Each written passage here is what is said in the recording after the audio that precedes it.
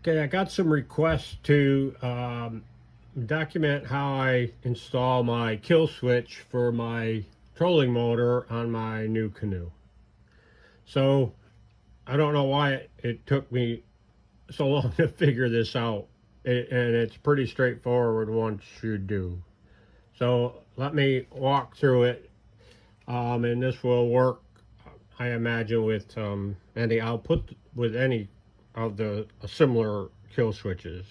So first, we're going to cut the power feed. So here we have a power feed in and a power feed out. Actually, I said that backwards, but this is a power feed in. This goes to the battery, and this goes to my plug-in here, my switch, which goes directly to my Minn Kota. Next, we're going to take a wire from the positive side of the battery, and we're going to run that to the kill switch. Now note the way this is set up. The kill switch has a C and an M.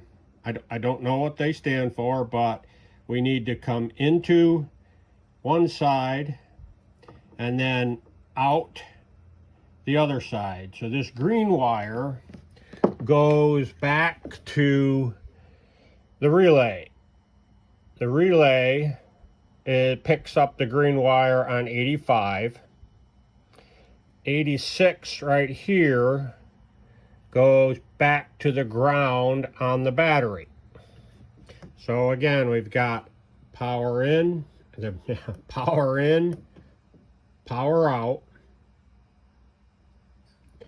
green to the kill switch, and then back out from the kill switch to the positive side of the battery.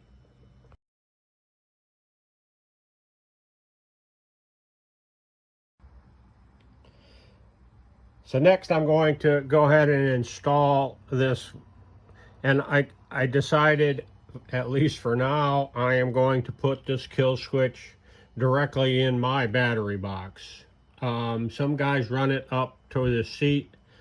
I guess you could put it wherever you want.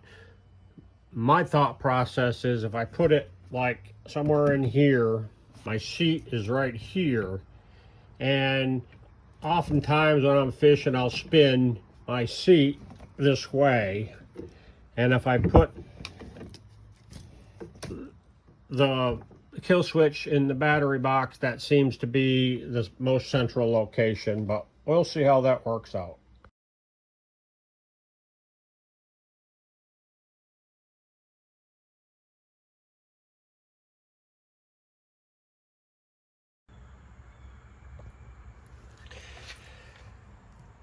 So here we are on a test run. We'll turn the motor on. You can probably hear it running. If not,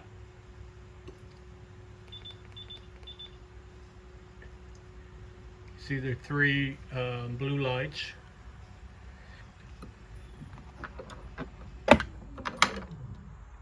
Power's gone.